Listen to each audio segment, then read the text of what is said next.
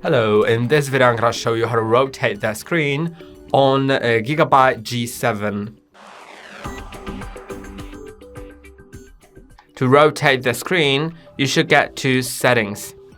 Then go to System, Display, and now find Display Orientation. You can set it to landscape, portrait, landscape flip, or portrait flipped.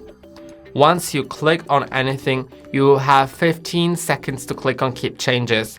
If you don't click on Keep Changes within these 15 seconds, then it'll revert itself back to the previous state. So I'm gonna go back to the landscape and keep changes. That's all for today. Don't forget to like and subscribe. See you next time.